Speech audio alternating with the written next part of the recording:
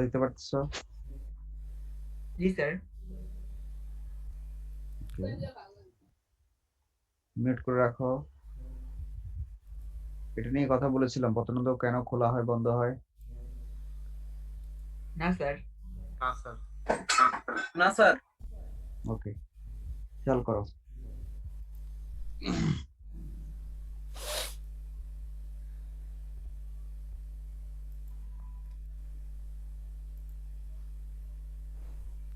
এখানে খেয়াল করো, আমরা পত্ররন্ধ্রের দুইটা অবস্থা আমরা দেখতে পাচ্ছি। আমরা পত্ররন্ধ্রের কাজ পর্যন্ত আমরা জানি। পত্ররন্ধ্রের গঠন সম্পর্কে আমরা গত ক্লাসে জেনেছি। পত্ররন্ধ্রের মধ্যে দুটি রক্ষী কোষ থাকে, দুই পাশে দুটি রক্ষী কোষ থাকে।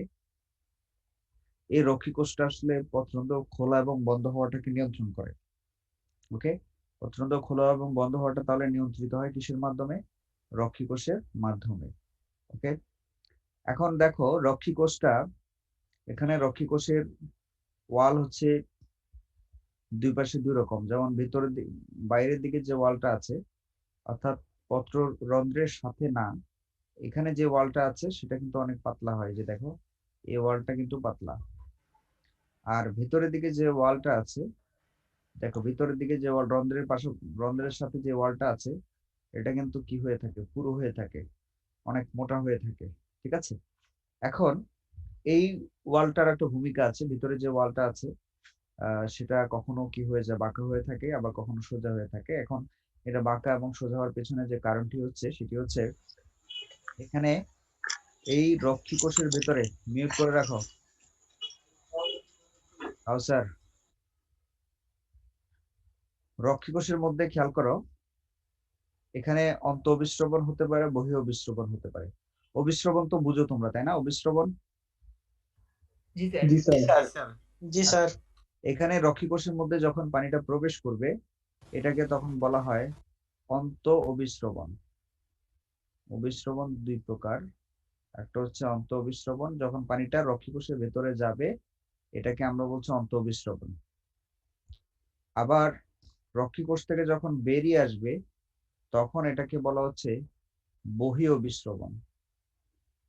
তখন এটাকে আমরা বলছি বহি অভিস্রবণ।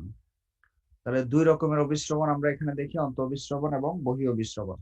আচ্ছা, অন্ত অভিস্রবণের প্রক্রিয়া যখন পানিটা ভিতরে যাবে, তখন এই কোষ রসের অবস্থাটা কেমন হবে?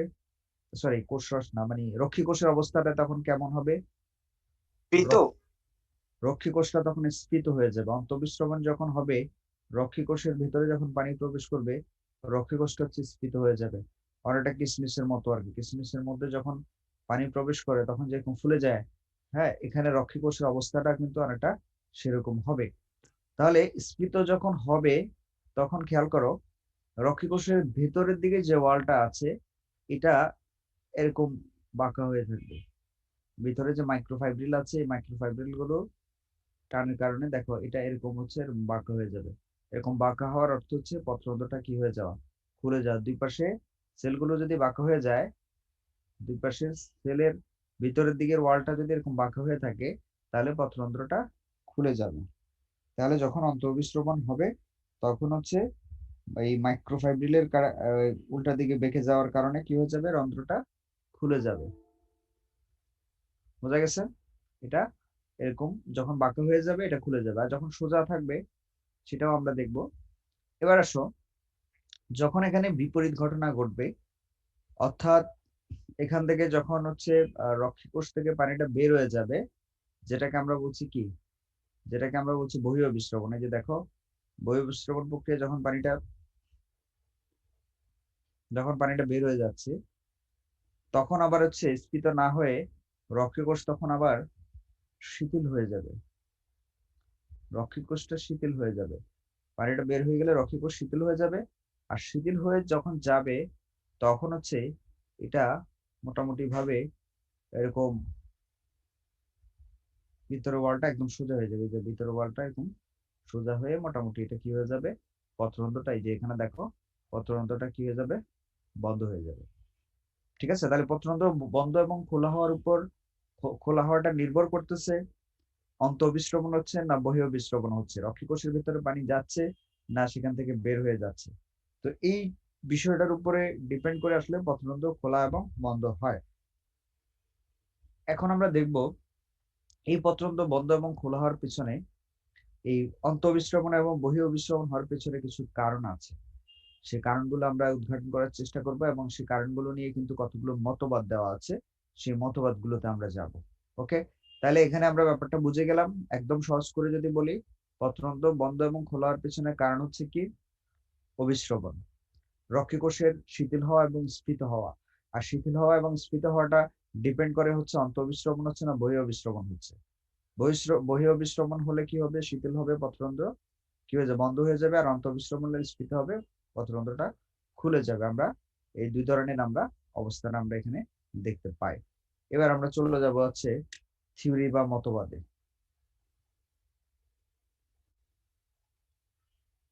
ওকে, এখানে দেখো পত্ররন্ধ্র খোলা এবং বন্ধ হওয়ার কৌশল। তোমরা যদি বিগত বছরের প্রশ্নগুলো দেখো, এই প্রশ্নটা যে বেশ কয়েকবার আসছে, তোমরা এটা ইম্পর্টেন্ট মার্ক করে রাখো। এটা খুবই খুবই গুরুত্বপূর্ণ তোমাদের জন্য।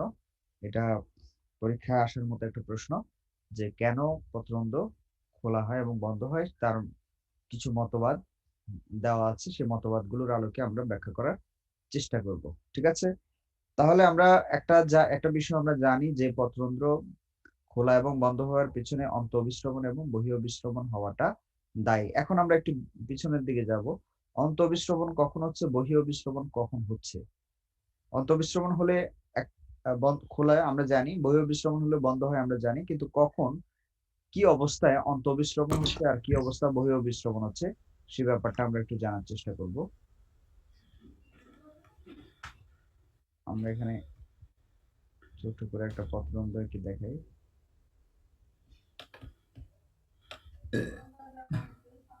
মিউট করে রাখো।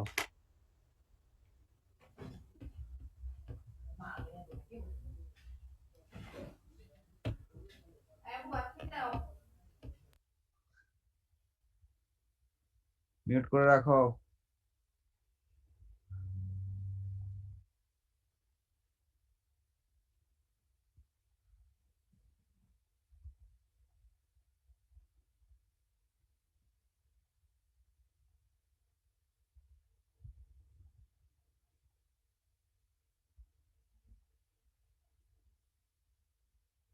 দেখো এখানে অন্তঃবিশ্রবণ এবং বহিঃবিশ্রবণ হওয়ার পিছনে কারণটা হচ্ছে যে এখানে তোমার এই, আচ্ছা তোমরা তো এটা তো জানো, রক্ষীকোষের মধ্যে কি আছে? রক্ষীকোষের মধ্যে অসংখ্য কি থাকে বলো তো? আমরা বলেছিলাম ক্লোরোফিল।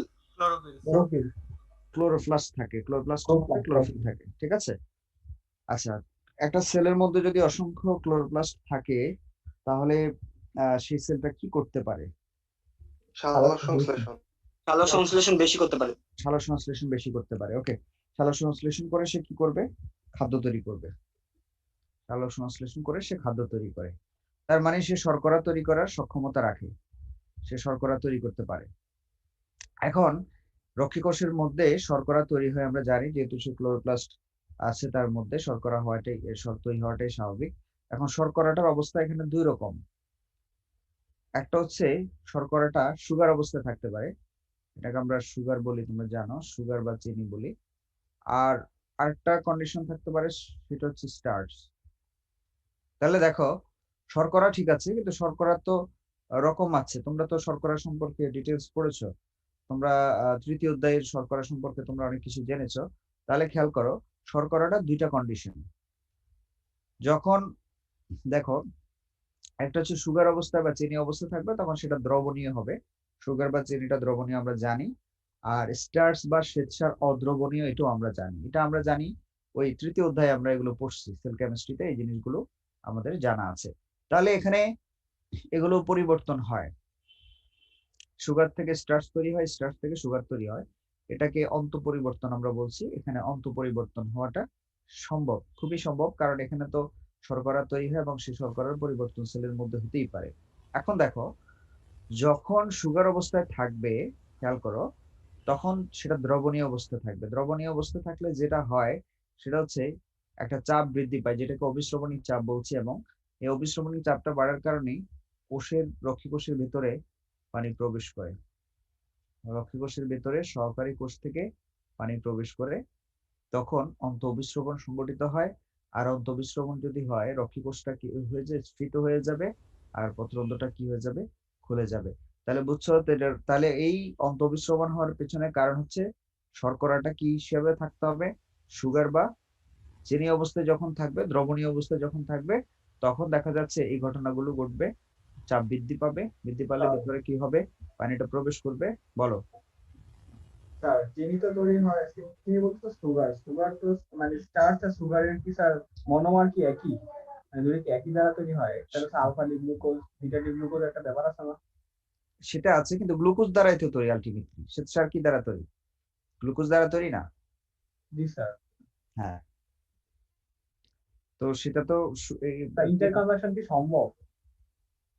সম্ভব না কেন, সেটা বলো আগে। তাই সম্ভব না স্যার, কারণ তার দুটা মনোমার ভিন্ন হতে পারে না, দুটা মনোমার ভিন্ন হলে স্যার জিনিস এক হলো কেমন? সুগারের মধ্যে তোমার কি থাকে, মনোমার কি থাকে বলো। সুগার আলফা ডি গ্লুকোজ সম্ভবত স্যার। হ্যাঁ, আলফা ডি গ্লুকোজ আর বিটা ডি ফ্রুক্টোজ থাকে সুক্রোজ জি হলে। স্যার। আর গ্লুকোজ তো আলফা ডি গ্লুকোজ, ঠিক আছে। গ্লুকোজ আলফা শুধু। আলফা তো স্টার্চ কি দিয়ে তৈরি হয়? আলফা দিয়ে তৈরি হয়। জি স্যার, আলফা শুধু। হ্যাঁ, এটা তো বিটা দিয়ে তৈরি হয় না, বিটা দিয়ে তৈরি হয় তো সেলুলোজ। জি স্যার, সেলুলোজ। ঠিক আছে, এবার বুঝছো। ওদের মধ্যে স্যার বিটা তো থাকতো, বিটা ছিল না সুক্রোজে। সুক্রোজে বিটার ফ্রুক্টোজ থাকতে পারে, গ্লুকোজ তো থাকে না। আর সেটা যে শ্বেতসার তৈরিতে ব্যবহার হবে এমন তো কোনো কথা নেই, গ্লুকোজ তো ব্যবহার হবে। সুগারের ক্রিয়াটা স্যার একটু আরেকবার বললেন। কোনটা? স্যার অবিশ্রবণিক চাপ কিভাবে সুগারের বৃদ্ধি পায়? ক্রিয়াটা স্যার, সুগারটা মানে স্যার কেমনে কাজ করলো? আচ্ছা, এখানে যেটা হয়, ঘনমাত্রা কম বেশি হয়। তোমরা একটা জিনিস খুব ভালো করে খেয়াল করো, অবিশ্রবণ হওয়ার জন্য এই ভেতরে এবং বাইরের ঘনমাত্রার তারতম্য হওয়াটা খুব জরুরি। এটা তো তোমরা বুঝো, তাই না? তার মানে জি, স্যার। হচ্ছে যখন সুগার অবস্থায় থাকবে, তখন হয়তো এটা অবিশ্রবণ হওয়ার অনুকূলে নয়। যখনই এটা দ্রবণীয় হয়ে যাবে, তখন এটার ভিতরে পানিটা প্রবেশ করবে। তার মানে হচ্ছে এটা ডিপেন্ড করতেছে আসলে বাইরে এবং ভিতরে ঘনমাত্রার পরিবর্তন। তাহলে ঘনমাত্রার পরিবর্তনটা যখন সুগার অবস্থায় থাকবে, তাহলে সেটা অবিশ্রবণ হওয়ার অনুকূলে থাকে, যার ফলে চাপটা বেড়ে যায় এবং ভিতরে পানিটা প্রবেশ করে। আর যখন মানে এটা, স্যার বাইরে হালকা আর ভিতরে চিনির কারণে ঘন হয়ে যায়, এজন্য হালকা থেকে ঘনতে যেতে পারে। হ্যাঁ, তারপরে যেটা হয় যে যখন এটা তোমার অদ্রবণীয় হয়ে যাবে, শ্বেতসার হয়ে যাবে, তখন আবার দেখা যায় যে হচ্ছে তোমার ভেতরে ঘনমাত্রা বহিঃ বিশ্রম পানিটা ভিতরে আসার প্রয়োজন হয়, মানে ঘনমাত্রা চেঞ্জের কারণে। তো এটা সম্পূর্ণভাবে নির্ভর করতেছে ঘনমাত্রার উপরে। অবিশ্রবণ হওয়ার পিছনে একটা বড় কারণ হচ্ছে, যেহেতু একই চাপ একই তাপমাত্রা, এখানে ভিন্নতার কোনো কিছু না। এখানে যদি অবিশ্রবণ হয়, তাহলে যে কারণে হবে সেটা হচ্ছে ঘনমাত্রার ডিফারেন্স। তাহলে ঘনমাত্রার ডিফারেন্স হওয়ার পিছনে এই দুইটা পরিবর্তনটা হচ্ছে দায়ী। তাহলে এরা যখন পরিবর্তিত হবে, তখন ঘনমাত্রা চেঞ্জ হবে। খুবই সিম্পল ব্যাপার, ঠিক আছে। তাহলে স্যার, দেখো, ভিতরে স্যার শ্বেতের সার আসলে কি ঘনমাত্রা তাইলে বাইরের চেয়ে কমে যায়? হ্যাঁ ওইটাই তো, যখন তোমার অবিশ্রবণটা বুঝো কিনা আগে সেটা বলো, নাইলে আবার আমি অবিশ্রবণে জি যেতে স্যার, হবে। জি স্যার, মানে হালকা থেকে ঘনতে আর কি গমন। হালকা থেকে ঘনতে যায়। আচ্ছা, অবিশ্রবণটা আমি একটু ক্লিয়ার করি আবার, জানো ভালো কথা। জি স্যার, একটু ক্লিয়ার করে দিন ভালো হবে। এটা হচ্ছে সেল মেমব্রেন। ধরো আমরা এটা হচ্ছে ধরো দ্রবণ 1, এটা হচ্ছে ধরো দ্রবণ 2, দুইটা দ্রবণ সলিউশন 1 এবং সলিউশন 2। মাঝখানে একটা বৈষম্যবেদ্য ঝিল্লি আসে, যেটাকে ধরো সেল মেমব্রেন হিসেবে আমরা বলছি। এখন ধরো এখানে দ্রাবক বেশি, এখানে হচ্ছে দ্রাবক কম। দ্রাবক কম, দ্রাবক যদি বেশি হয়, দ্রবণের ঘনত্ব কম হবে না বেশি হবে? কম হবে স্যার। কম হবে। গুড। এখানে দ্রবণের ঘনত্ব কি হবে? বেশি। বেশি হবে। এটা আমরা বুঝি সবাই। আচ্ছা, এখন অবিশ্রবণে কে যাবে, দ্রাবক যাবে না ধ্রুব যাবে? স্যার, দ্রাবক যাবে।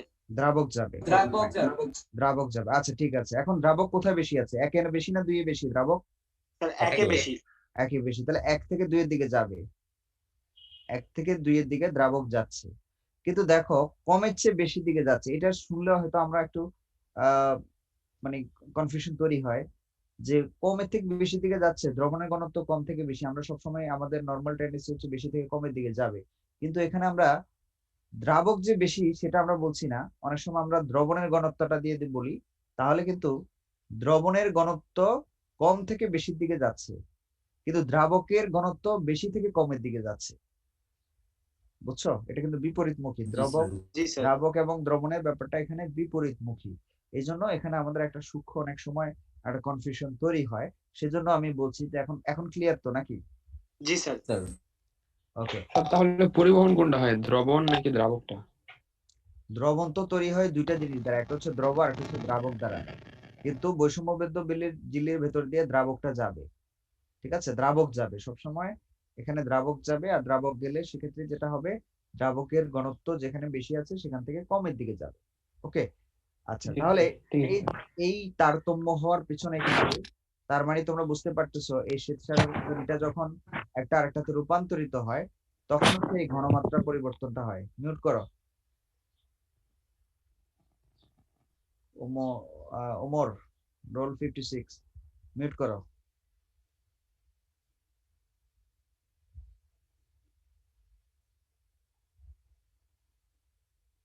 হালিম, মিউট করো। রোল 3, হালিম। তাহলে আমরা যেটা বলছি দেখো, বহিঃঅভিস্রবণ এবং অন্তঃঅভিস্রবণের পেছনে কারণ একটাই, সেটা হচ্ছে ঘনমাত্রা পরিবর্তন। তাহলে এবার দেখো, যখন বহিঃঅভিস্রবণ হচ্ছে তখন এটা শিথিল হচ্ছে, শিথিল হলে কি হয়ে যাবে, বন্ধ হয়ে যাবে, আর স্পিডে যখন হবে তখন খোলা থাকবে। ঠিক আছে, এখন এই হচ্ছে লয়েডের মতবাদ, এই মতবাদটা দিয়েছেন বিজ্ঞানী লয়েড। ওকে, স্যার, শ্বেতসার বা চিনি হলে কেন অভিশ্রবণিক চাপ বৃদ্ধি পাবে হ্রাস পাবে ওটা একটু বলবেন? আচ্ছা, অভিস্রবণিক চাপ যেটা হচ্ছে যে এখানে দেখো ভিতরে যাচ্ছে, অন্ত অভিস্রবণ যখন হচ্ছে ভিতরে যাচ্ছে তখন হচ্ছে এখানে এখানে একটা চাপ বৃদ্ধি পাচ্ছে ভিতরে, মানে অভিস্রবণের জন্য একটা চাপটা বাড়ে, যার ফলে হচ্ছে ভিতরে যায়। আবার এই চাপটা যখন কমে যায় তখন এদিক থেকে পানিটা এখানে আসে। ঠিক আছে, তাহলে চাপের একটা ব্যাপার এখানে থাকে। স্যার ওইটা না, মানে ওই যে শ্বেতসার বা চিনি হলেই কেন অভিশ্রবণিক চাপ হ্রাস পাবে বা অভিশ্রবণিক চাপ বৃদ্ধি পাবে ওইটা, মানে আচ্ছা, যেটা হচ্ছে ঘনমাত্রার কনসেপ্ট, মানে ডিফারেন্স যদি যখনই তৈরি হবে তখন এই চাপটা তৈরি হবে। অভিস্রবণে হওয়ার জন্য একটা তোমার একটা প্রেসার ক্রিয়েট হয়, না হলে তো অভিস্রবণ হবে না। চাপের হ্রাস বৃদ্ধি না হলে অভিস্রবণ হবে না। চাপটা যদি উভয় পাশে সমান হয় তাহলে কখনো অভিস্রবণ হবে না। স্যার আমাকে বুঝাইতে পারছি? অভিস্রবণ হওয়ার জন্য চাপের তারতম্য হওয়াটা প্রয়োজন, না হলে কিন্তু কি হবে না, অভিস্রবণ হবে না। মানে স্যার আমি বলতে চাচ্ছিলাম যে শ্বেতসার তো অদ্রবণীয়, হুম। শুধুমাত্র শ্বেতসার অদ্রবণীয় যখন হবে তখনই কেন অভিশ্রবণিক চাপটা হ্রাস পাবে, আবার চিনি তো দ্রবণীয়, চিনি দ্রবণীয় হলে তখনই কেন অভিশ্রবণিক চাপটা বৃদ্ধি পাবে? তার নাহলে অভিস্রবণ কিভাবে হবে? চাপের হ্রাস বৃদ্ধি না হলে বহিঃ অভিস্রবণ কিভাবে হবে? তুমি এটা চিন্তা করো, যদি এটা কনফিউশন তৈরি করো তুমি এটা চিন্তা করো যে আমার অদ্রবণীয় অবস্থা হলে তার মানে হচ্ছে আমাকে বহিঃ অভিস্রবণ হতেই হবে, মানে দ্রাবকটা তখন বের হয়ে আসবে। বহিঃ অভিস্রবণ মানে দ্রাবকটা তখন বেরিয়ে আসবে। ঠিক আছে, দ্রাবকটা বেরিয়ে আসবে তখন, তার মানে দ্রাবকের ঘনত্ব এখানে কমে গেছে, এখানে এখানে দ্রাবকের ঘনত্বটা কমে গেছে, এখানে বেড়ে গেছে। আচ্ছা জি স্যার। ঠিক আছে, এভাবে চিন্তা করো। আচ্ছা, এবার আসো হচ্ছে আমরা 2 নম্বর মতবাদে যাব, যেটা হচ্ছে সাইরি মতবাদ দিয়েছেন একটা মতবাদ, সেটা আমরা একটু বোঝার চেষ্টা করি। এখানে আমরা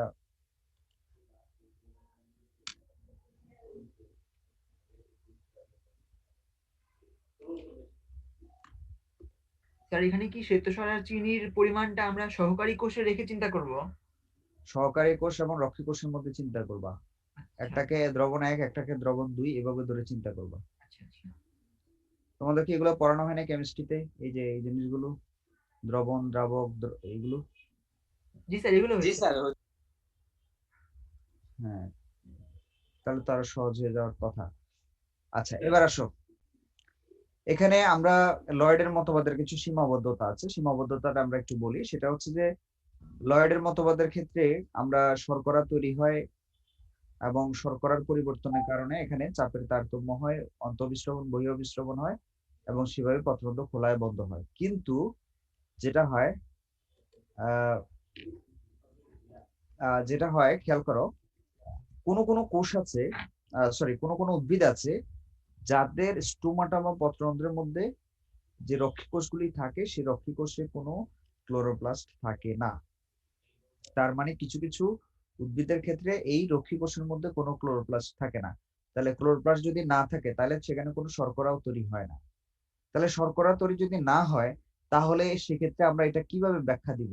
আমরা কিভাবে বলতে পারবো যে সেখানে শ্বেতসার বা চিনি তৈরি হয় বা চেঞ্জ হয়, ইন্টারচেঞ্জ হয়, যার ফলে পত্ররন্ধ্র খোলা বন্ধ? তাহলে সেক্ষেত্রে লয়েডের মতবাদ প্রযোজ্য হচ্ছে না।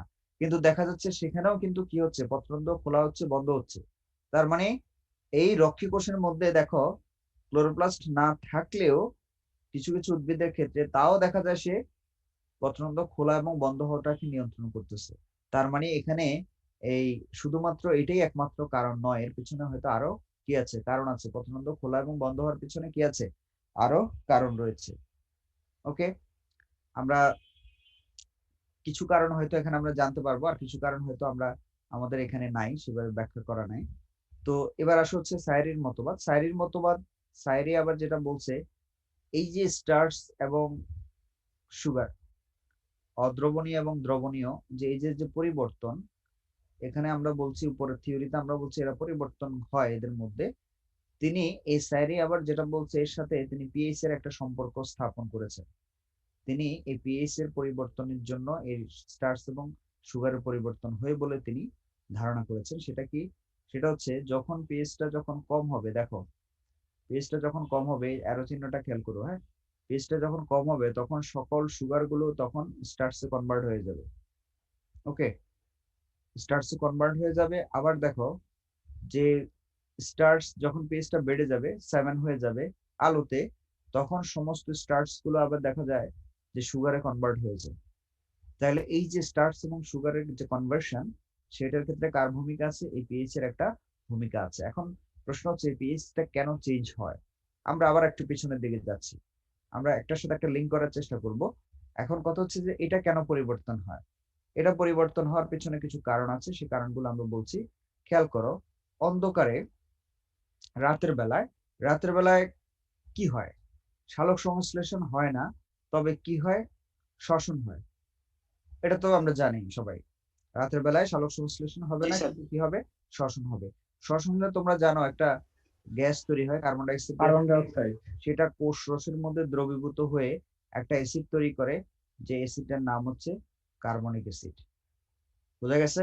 তাহলে কার্বন ডাইঅক্সাইড যখন শ্বসন প্রক্রিয়ার মাধ্যমে কার্বন ডাইঅক্সাইড বেড়ে যাবে, কারণ এই কার্বন ডাইঅক্সাইডের ব্যবহার হচ্ছে না, যেহেতু সালোক সংশ্লেষণ হচ্ছে না রাতের বেলায়, কার্বন ডাইঅক্সাইডের ব্যবহার হচ্ছে না, তাহলে বেশি পরিমাণে কার্বন ডাইঅক্সাইড তৈরি হচ্ছে, সেটা কোষ রসের মধ্যে দ্রবীভূত হচ্ছে এবং বেশি পরিমাণে কার্বনিক অ্যাসিড তৈরি হচ্ছে।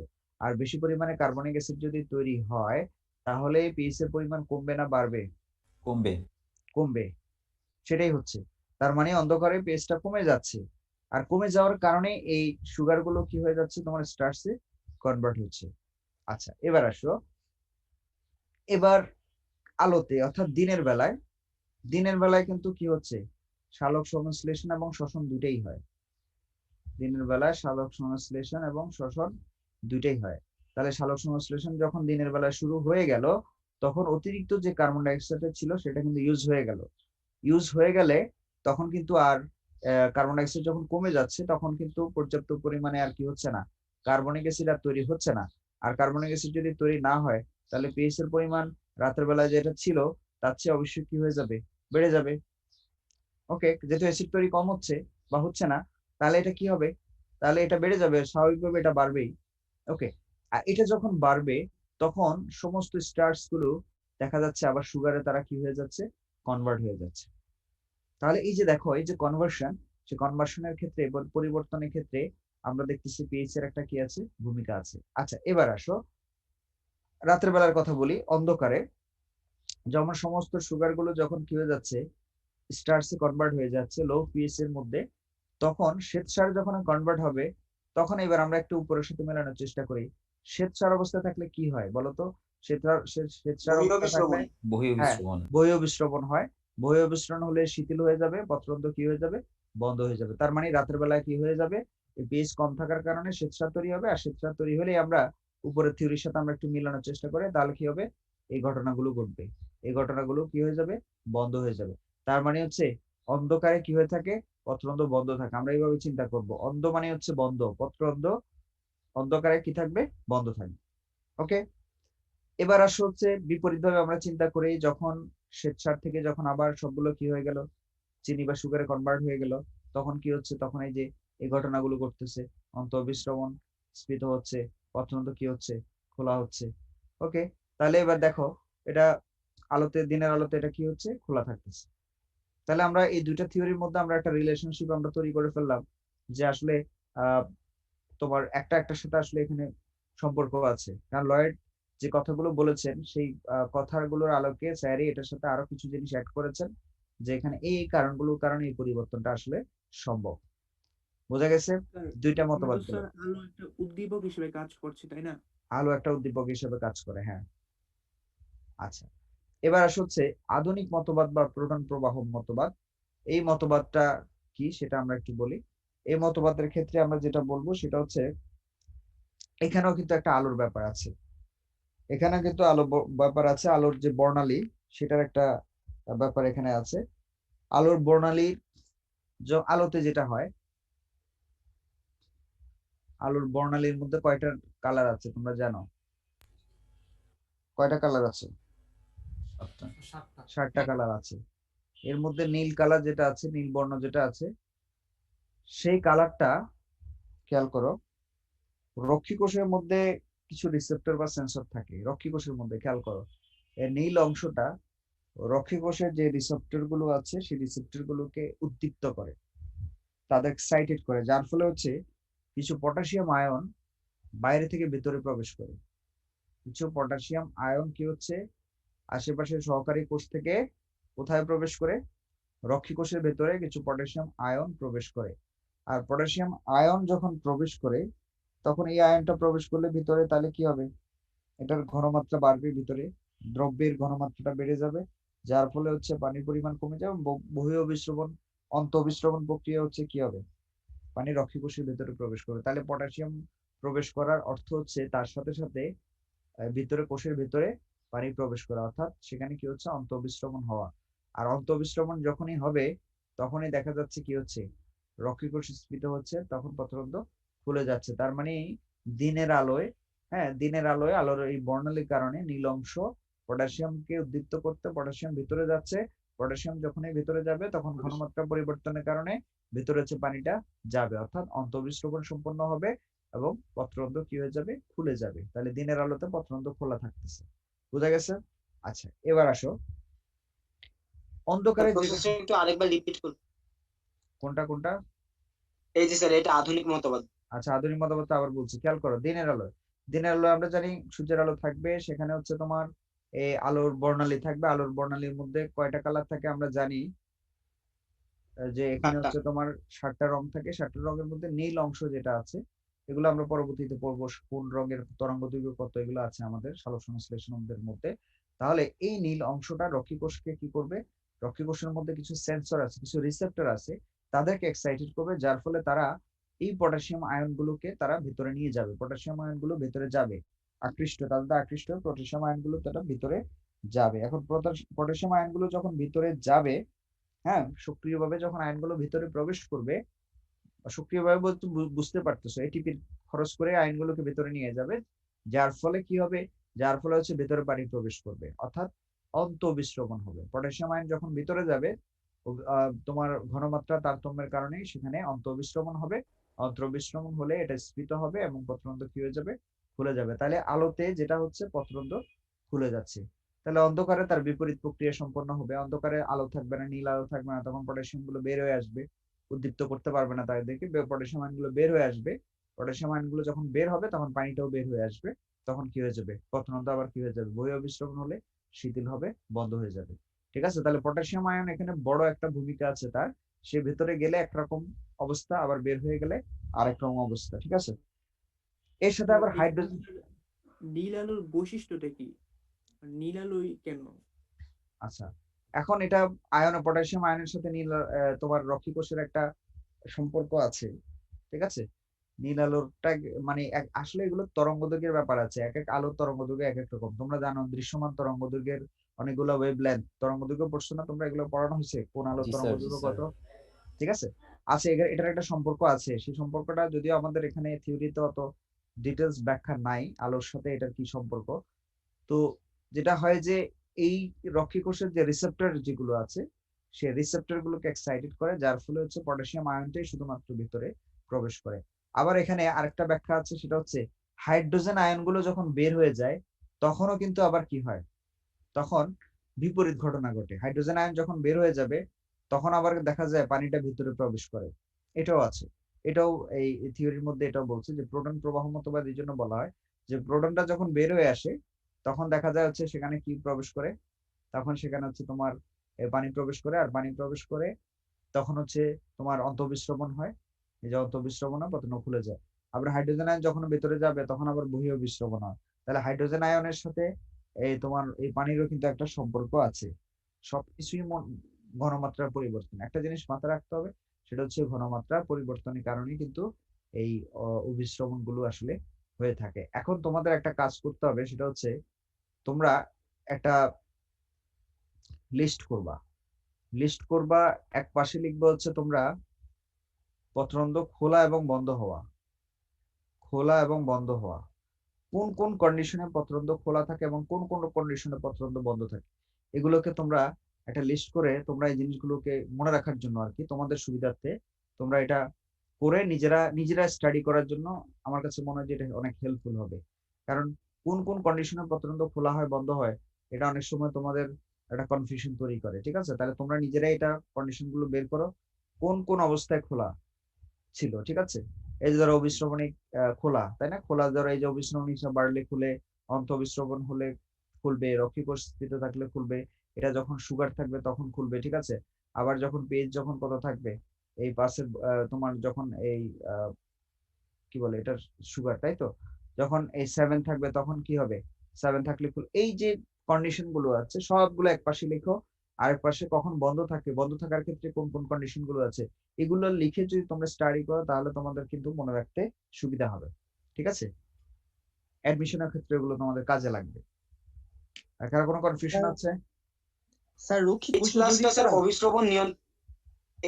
এর অভিস্রবণ নিয়ন্ত্রণ করলো কেমনে এক্ষেত্রে? আচ্ছা, ওই যে এস প্লাস এর পরিবর্তন, এস প্লাস যদি বের হয়ে আসে তাহলে ঘনমাত্রা পরিবর্তন হবে, ভিতরে গেলে আবার পরিবর্তন হবে, অর্থাৎ হাইড্রোজেন আয়নটা এখানে ঘনমাত্রা পরিবর্তন ঘটাচ্ছে যার ফলে অবিশ্রমণটা হচ্ছে। মানে এইচ প্লাস এর যেখানে যাচ্ছে সেখানে দ্রবণটাকে অপেক্ষাকৃত পাতলা করে দিচ্ছে অপোসাইডের চেয়ে।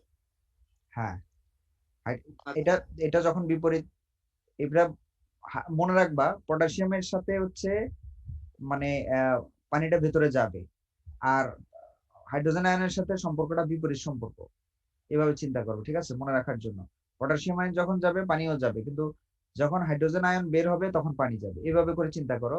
এর সাথে সম্পর্কটা হচ্ছে বিপরীতমুখী সম্পর্ক।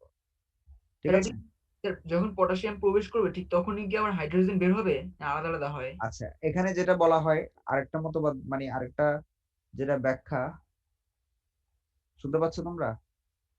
জি জি স্যার। স্যার। আচ্ছা আচ্ছা, ঠিক আছে। যেটা বলছিলাম, অনেকে বলতে চান যে হাইড্রোজেন আয়ন বের হলেই কেবল পটাশিয়াম আয়ন ভিতরে যান, সেটাও একটা হতে পারে, তবে এটা ডিরেক্ট কোনো দুইটার মধ্যে অবশ্যই আমরা কোনো সম্পর্ক এরকম ভাবে বলা হয় না। তবে কোনো কারো কারো মতে যে হাইড্রোজেন আয়ন বের হলে তখনই পটাশিয়াম আয়ন ভেতরে যায়, এটাও হতে পারে। ঠিক আছে, আর এখানে কি স্যার শুধু পটাশিয়াম আয়নে যাবে নাকি আর অন্য কোনো কিছু পটাশিয়াম আয়ন, শুধু পটাশিয়াম আয়নের কথা বলা হচ্ছে। আচ্ছা আচ্ছা, দিনের আলোতে কি পত্ররন্ধ্র তাহলে সবসময় অল টাইম খোলাই থাকে, অল কখনো টাইম, বন্ধ হয় না? হ্যাঁ অল টাইম খোলা থাকে, তবে এখানে দিনের দৈর্ঘ্যের ব্যাপার আছে।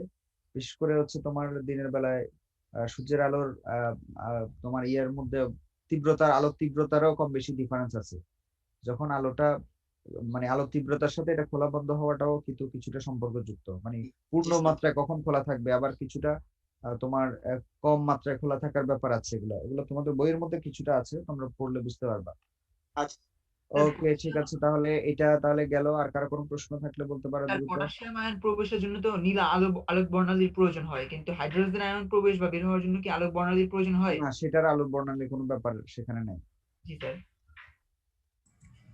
ওকে, আমরা চলে আসছি আমাদের মোস্ট ইম্পর্টেন্ট একটা টপিকস, যেটা হচ্ছে সালোক সংশ্লেষণ। আয়নটা কি স্যার সহকারী কোষ থেকে আসে না স্যার? সহকারী কোষ থেকে, কারণ রক্ষী কোষের আশেপাশেই তো সহকারী কোষ আছে, অন্য কোনো কোষ তো নাই। যেসব দেশে 18 ঘন্টা 19 ঘন্টা দিনের আলো থাকে ওই সব দেশে কিভাবে হয় স্যার, সারাদিনই হ্যাঁ, থাকে? সেখানে তো ব্যাখ্যাটা আবার অন্যরকম, সেখানে উদ্ভিদগুলো আবার অন্যরকম। পত্ররন্ধ্র নানা ধরনের পত্ররন্ধ্র আছে, বুঝছো? পত্ররন্ধ্র আছে অনেক দেশে, তো টানা সূর্যের আলো থাকেই না, আছে না অনেক দেশে জি স্যার। টানা 6 মাস দিন 6 মাস রাত। হ্যাঁ, আচ্ছা, দেখো সালোক সংশ্লেষণ, ফটোসিনথেসিস। ফটো মিনস হচ্ছে লাইট, আমরা জানি আলো, আর সিনথেসিস কথাটা মানে হচ্ছে সংশ্লেষণ। সিনথেসিস কথাটা মানে হচ্ছে কি? সংশ্লেষণ। সংশ্লেষণটাকে যদি আমরা একবারে সহজ বাংলায় বলি, এটার মানে হচ্ছে তৈরি করা, কোনো কিছু কি করা? তৈরি করা, সৃষ্টি করা, ঠিক আছে?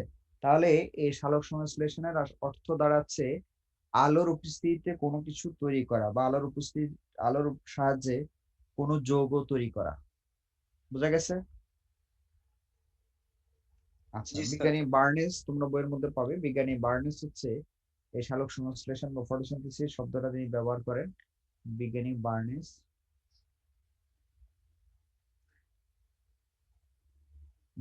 বার্নেস তিনি এই শব্দটা ব্যবহার করেন, সালোক সংশ্লেষণ। আর সালোক সংশ্লেষণের একটা বিক্রিয়া তোমরা দেখতে পাচ্ছ, এটা তোমাদের অনেক আগেই আহ, পড়া হয়েছে, 19-এও তোমরা পড়ছো। 19-এ তোমাদের কিছুটা বেসিক ধারণা আছে নিশ্চয়ই সালোক সংশ্লেষণ সম্পর্কে। এখানে দেখো 6 অণু কার্বন ডাইঅক্সাইড লাগে, 12 অণু পানি লাগে, 1 অণু গ্লুকোজ তৈরি হয়, 6 অণু পানি তৈরি হয়, এবং 6 অণু কি তৈরি হয়? অক্সিজেন তৈরি হয়, ঠিক আছে? এই হচ্ছে সেই অক্সিজেন যেটা গ্রহণ করে আমরা সবাই কি আছি? বেঁচে আছি, তাই না? এটা হচ্ছে সেই অক্সিজেন।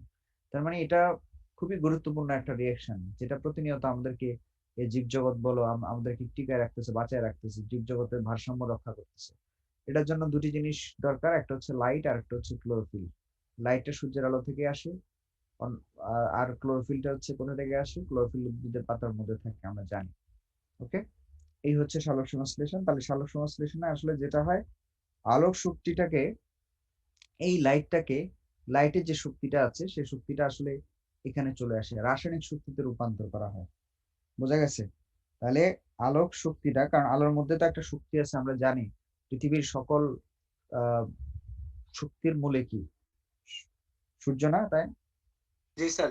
এই সূর্যের যে শক্তি যেটা আছে, সূর্যের আলোর যে শক্তিটা আছে, সেটাকে আসলে এই রাসায়নিক শক্তিতে রূপান্তর করার যে প্রক্রিয়া, সঞ্চিত রাসায়নিক শক্তিতে রূপান্তরের এই প্রক্রিয়াটাকে বলা হচ্ছে ফটোসিনথেসিস। অনেকভাবে সংজ্ঞায়িত করা যায়, সংজ্ঞা তোমরা বই থেকে পড়তে পারবে, কোনো অসুবিধা নাই। এখন আসো, সালোক সংশ্লেষণ কোথায় হয়? সালোক সংশ্লেষণ কোথায় হয়? বিশেষ করে হচ্ছে উদ্ভিদের সালোক সংশ্লেষণ হয় সাধারণত হচ্ছে উদ্ভিদের সবুজ অংশ, বিশেষ করে পাতায় হয়, এবং পাতায় আমরা জানি যে ক্লোরোপ্লাস্ট নামক অঙ্গাণু রয়েছে, সেই ক্লোরোপ্লাস্ট নামক অঙ্গাণু কিন্তু এই সালোক সংশ্লেষণ প্রক্রিয়া সম্পন্ন করে থাকে। এবং কোন কোন উদ্ভিদের মধ্যে ক্লোরোপ্লাস্ট থাকে? দেখো, এই উদ্ভিদগুলোর মধ্যে ক্লোরোপ্লাস্ট থাকে। আবার কিছু উদ্ভিদ আছে যাদের মধ্যে হচ্ছে তোমার ক্লোরোপ্লাস্টটা সেভাবে সুগঠিত নয়, তবে কিছু উপাদান থাকে, তাদের মধ্যে থাইলাকয়েড থাকে, ক্রোম্যাটোফোর থাকে, এগুলো কিন্তু তোমার সালোক সংশ্লেষণ করে থাকে, ঠিক আছে? কিছু সায়ানোব্যাকটেরিয়া, কিছু শৈবাল, হ্যাঁ, এই শৈবাল গুলোর মধ্যে থাইলাকয়েড, ক্রোম্যাটোফোর দেখা যায়, এবং সেখানেই তারা সালোক সংশ্লেষণ করতে পারে। এবার হচ্ছে সালোক সংশ্লেষণের জন্য কিছু রঞ্জক প্রয়োজন। তো রঞ্জক বলতে তোমরা আগে যেটা পড়ে আসছো, তোমরা হয়তো ক্লোরোফিলের কথা জানো, কিন্তু পাশাপাশি যে আরো কিছু রঞ্জকের যে ভূমিকা আছে, সেটি হয়তো অনেক ক্ষেত্রেই অনেকের হয়তো অজানা থাকতে পারে, সেজন্য বলছি। দেখো, ক্লোরোফিল, 3 ধরনের রঞ্জক প্রয়োজন এখানে। একটা হচ্ছে ক্লোরোফিল, একটা হচ্ছে ক্যারোটিনয়েড, আর একটা হচ্ছে ফাইকোবিলিনস। ওকে, ক্লোরোফিলের মধ্যে আমরা 2 রকমের ক্লোরোফিল পাচ্ছি আমরা। একটাকে ক্লোরোফিল এ বলছি, আর একটাকে ক্লোরোফিল বি বলছি। তাদের কালার গুলো জানা আমাদের জরুরি এক্সামের জন্য, এগুলো কিন্তু কালার গুলো আমাদের মনে রাখতে হবে। ক্যারোটিনয়েডস যেটাকে আমরা বলছি, সেটার কালারটা দেখো, সেটা 2টি জিনিস দ্বারা তৈরি, ক্যারোটিন এবং জ্যান্থোফিল। ক্যারোটিন এবং জ্যান্থোফিলের কালারটাও আমাদের মনে রাখতে হবে, কমলা হলুদ। আর এটা যেটা হচ্ছে ফাইকোবিলিনস এর মধ্যে দেখো ফাইকোসায়ানিন এবং ফাইকোইরিথ্রিন, 2টা আছে, পিগমেন্ট বা বর্ণ আছে, এদেরকে আমরা পিগমেন্টও বলে থাকি, বা বর্ণকণিকাও আমরা বলে থাকি। এই মিউট করো।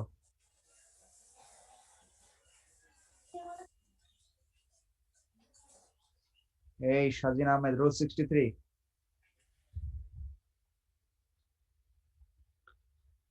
আচ্ছা, তোমাদের অ্যাটেন্ডেন্সটা নিয়ে নিই, তারপরে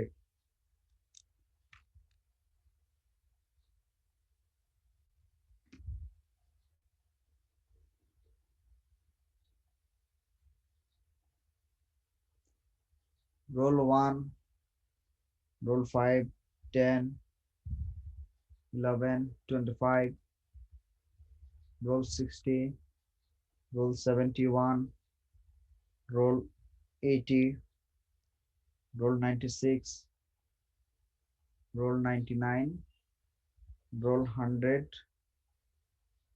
108, 111. ওকে,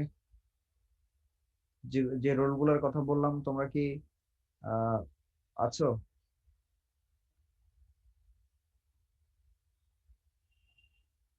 এরকম কেউ আছো? 1, 5, 10, 11, 25, roll 60, 71, 80, 96, 99, 100, 108, 100, 108, 111.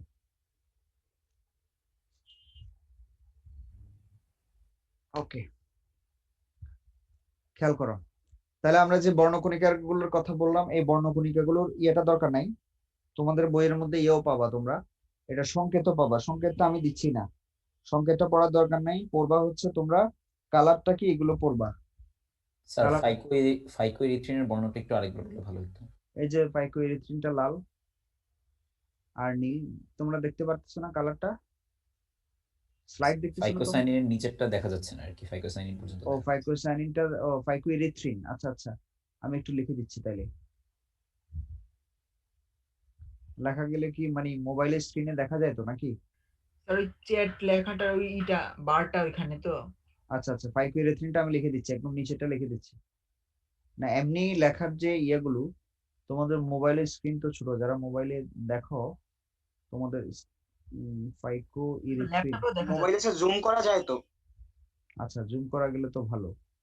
ফাইকোএরিথ্রিন, এটার কালারটা হবে লাল, এটা হচ্ছে লাল। আর ফাইকোসাইনিন তো দেখতেছো তোমরা তাই না, এটা হচ্ছে নীল, উপরেরটা নীল নিচেরটা হচ্ছে লাল। উপরেরটা হচ্ছে ফাইকোসায়ানিন আর নিচেরটা হচ্ছে ফাইকোএরিথ্রিন, লাল। এই কালার গুলো অবশ্যই শিখবা, এগুলো কিন্তু আসে এমসিকিউ তে আসে। হ্যাঁ, আচ্ছা এবার আসো হচ্ছে আমরা, তাহলে এটা গেল আমাদের।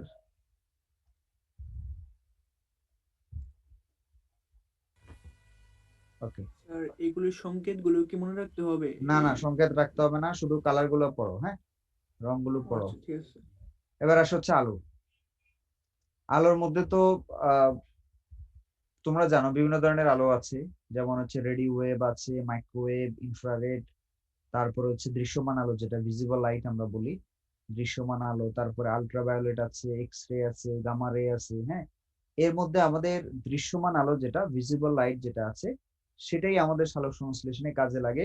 সেটা দৃশ্যমান আলোটাকে আবার আমরা 7টা অংশে আমরা ভাগ করি, এবং এই দৃশ্যমান আলো তরঙ্গ দৈর্ঘ্য সাধারণত ধরো অ্যারাউন্ড 400, 400 এর থেকে শুরু হয় এবং প্রায় হচ্ছে তোমার এই 700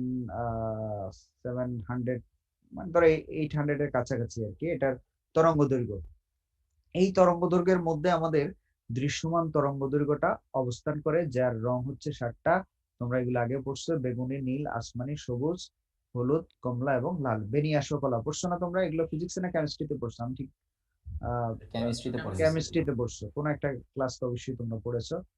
তরঙ্গ দৈর্ঘ্য গুলো হয়তো একটু এদিক সেদিক হতে পারে, তবে তরঙ্গ দৈর্ঘ্য গুলো মুখস্থ করার দরকার নাই, আমাদের এখানে লাগবে না। তোমার কেমিস্ট্রিতে লাগবে কিনা আমি জানি না, কিন্তু আমাদের বায়োলজিতে তোমার এই তরঙ্গ দৈর্ঘ্য মুখস্থ করার দরকার নাই। ওকে, আচ্ছা এখানে আসো হচ্ছে তোমার এই কালার গুলো তো জানোই তোমরা, তবে এই যে 7টা রঙের কথা আমরা বলছি, 7টা রঙের মধ্যে সব কয়টি রং কিন্তু সমপরিমাণে প্রয়োজন হয় না, সব কয়টি রঙের সমপরিমাণ গুরুত্ব নেই সালোক সংশ্লেষণের ক্ষেত্রে। এখানে একটা জিনিস মনে রাখবা, সেটা হচ্ছে আমি কালারটা চেঞ্জ করে দিই তাহলে তোমাদের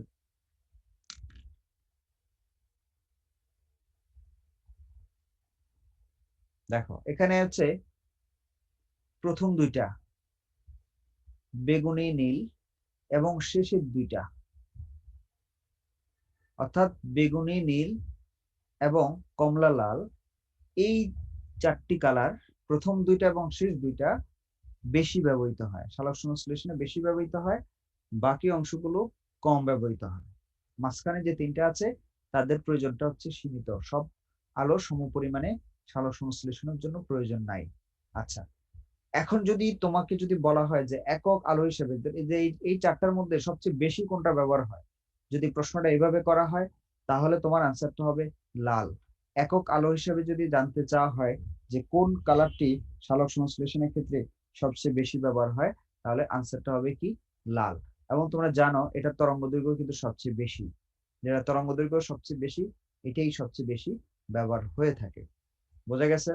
তাহলে সেটাও আমরা জানলাম।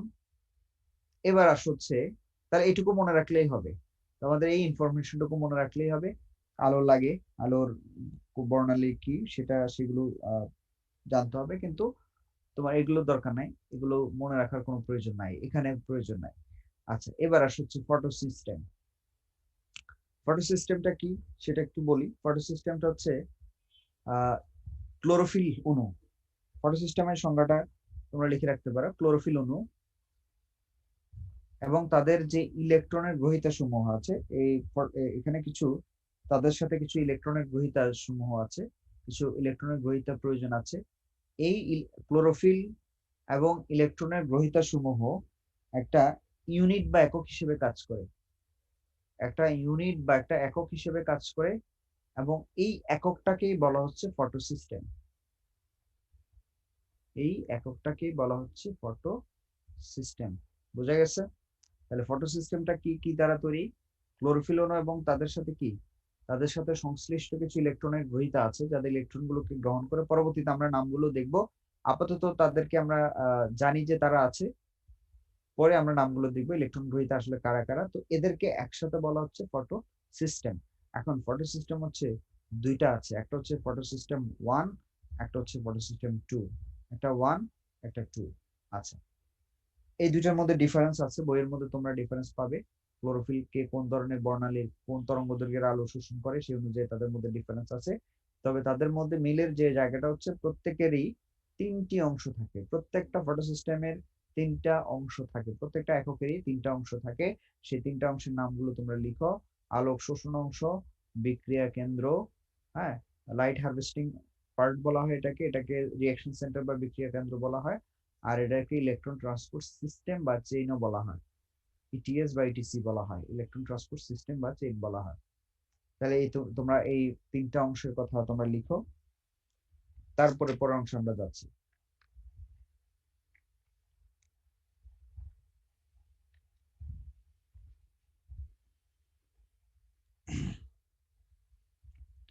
তোমরা ফটো সিস্টেম 1 এবং 2 এর মধ্যে ডিফারেন্সটা পড়ে রাখবে, বইয়ের মধ্যে আছে, সেজন্য আমি আর তোমাদেরকে লিখে দিচ্ছি না।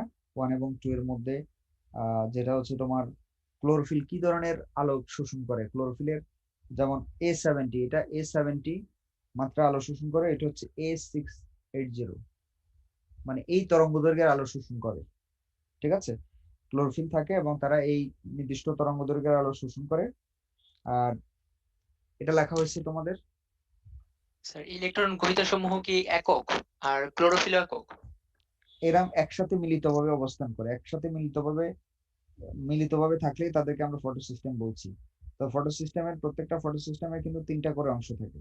সেই তিনটা অংশ কি কি আমরা জানলাম, আলোক শোষণ অংশ, বিক্রিয়া কেন্দ্র, আর একটা কি বলছে আমরা, ইলেকট্রন ট্রান্সপোর্ট সিস্টেম। এগুলো মুখস্থ রাখতে হবে কিন্তু, হ্যাঁ, তিনটা করে অংশ থাকে। ইলেকট্রন ট্রান্সপোর্ট সিস্টেমের পাশে ইটিসি লেখা স্যার, সি কি, সি কেন?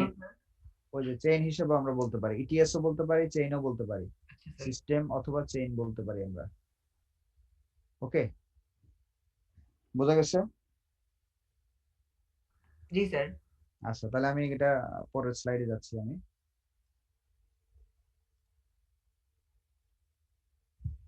স্যার আপনি যে A770 আবার 700 আবার A680 লিখলেন, এটা কি? এটা ফটো সিস্টেম 1 এবং 2 এর মধ্যে ডিফারেন্সের ক্ষেত্রে তুমি পাবা, তুমি যদি বইয়ের মধ্যে ডিফারেন্সটা খুঁজো সেখানে এই কথাটা পাবা। ক্লোরোফিল না sir, chlorophyll A, chlorophyll A, chlorophyll এখানে ক্লোরোফিল এটা হচ্ছে 700। আর ওইটা তো বললাম স্যার, মানে ক্লোরোফিল এই তো এটা না? ক্লোরোফিল এ, হ্যাঁ, ক্লোরোফিল এ একটা আছে, ক্লোরোফিল বি একটা আছে, এখানে এ। ওকে, ইলেকট্রন গ্রহিতা বলতে স্যার কাকে বোঝানো হচ্ছিল স্যার এখানে? ইলেকট্রন গ্রহিতা আমি তোমাকে এখনো দেখাই নাই, এখানে আমি দেখাই নাই, আমি জাস্ট বলছি আছে। বোঝা গেছে? দেখাবো পরে। আচ্ছা আচ্ছা, এখানে এটা তোমাদের বইয়ের মধ্যে নাই, এই ডায়াগ্রামটা তোমাদের বইয়ের মধ্যে নাই, তবে এটা খুব সুন্দরভাবে সালোক সংশ্লেষণটাকে রিপ্রেজেন্ট করে। অনেক সুন্দরভাবে এটা দিয়ে আমরা সালোক সংশ্লেষণ প্রক্রিয়াটাকে আমরা বুঝতে পারবো। ওকে, আমার কাছে মনে হয়েছে যে এই জিনিসটা তোমাদের জানা দরকার, সেজন্য আমি এখানে এই জিনিসটা রাখছি তোমাদের জন্য। দেখো, সালোক সংশ্লেষণ প্রক্রিয়া ক্রিয়া কৌশল যদি আমরা বলি, আজকে সময় তো শেষ। সময় শেষ। ও, সময় শেষ। আচ্ছা ঠিক আছে, তাহলে পরবর্তী ক্লাসে এটা নিয়ে আলোচনা করব। তোমরা তাইলে কোনো প্রশ্ন থাকলে করতে পারো, না থাকলে তাহলে আমি শেষ করে দিই। আচ্ছা, আরেকটা কথা যেটা বলি, খেয়াল করো, এখানে যে আমরা ইয়াগুলো থিওরি গুলো কথা বলছি, আমরা এগুলো এক্সামে কিভাবে আসে? এক্সামে সাধারণত থিওরি উল্লেখ করে না। থিওরি উল্লেখ না করলে তুমি যে কোনো দুইটা দিতে পারো। 3 নম্বরের জন্য আসে তো, যে কোনো ধরো লয়েডের মতবাদটা দিতে পারো, সাইরির মতবাদ দিতে পারো, সংক্ষেপে দুইটা দিয়ে দিতে পারো। ঠিক আছে, যদি কখনো মতামত যদি বলে, মানে নাম মেনশন করে দেয় যে অমুকের থিওরিটা বলো, তাহলে সেক্ষেত্রে তোমাকে সেভাবে লিখতে হবে। তবে এই ক্ষেত্রে আবার একটা পরামর্শ থাকবে আমার, একজনের নামে আরেকজনের মতবাদ লিখো না। এরকমও দেখা যায়, তুমি লিখছো সাইরির মতবাদ, নাম দিছো লয়েডের, অথবা লয়েডেরটা লিখছো, নাম দিছো সাইরি। এরকম অতীতের অভিজ্ঞতা থেকে বলছি, এরকম করার দরকার নাই। এরকম তুমি সঠিকভাবে লিখবা, যে যার নামে একজনের নামে আরেকজনের থিওরি দিয়ে দিলে তো হবে না। ঠিক আছে, এটা তোমরা একটু কেয়ারফুল থাকবা। তিনটাই মতবাদ, 3টা মতবাদ আছে তোমাদের বইয়ের মধ্যে। সাইরের যে মতবাদ, এটা তো লয়েডের মতবাদটাকে একটু মানে এক্সপার্ট, মানে হ্যাঁ হ্যাঁ, সেটাই মতবাদ হবে। সেটাও মতবাদ বলবো আমরা, থ্যাংক ইউ স্যার। ঠিক আছে। স্যার যদি উল্লেখ না থাকে তাহলে কি স্যার 3টা মতবাদই দিয়ে দিব স্যার? না, তিনটা আমি সাপোর্ট করি না, কারণ 3টা লিখতে গেলে অনেক সময় লাগবে। তুমি 2টাই দাও। 3টা লিখতে গেলে তো তোমার অনেক সময় সাপেক্ষ ব্যাপার আছে, তোমাকে এক্সামে অনেক ক্যালকুলেটিভ হইতে হবে। তুমি অনেক বেশি লিখতে গেলে তুমি পারবে না, প্রশ্ন শেষ করতে পারবে না। ঠিক আছে, তাহলে জি স্যার, থ্যাংক ইউ স্যার। আসসালামু আলাইকুম স্যার। আসসালামু আলাইকুম। থাকো, তাহলে তোমরা সবাই ভালো থাকো, পরবর্তী ক্লাসে দেখা হবে সবার সাথে। ওকে।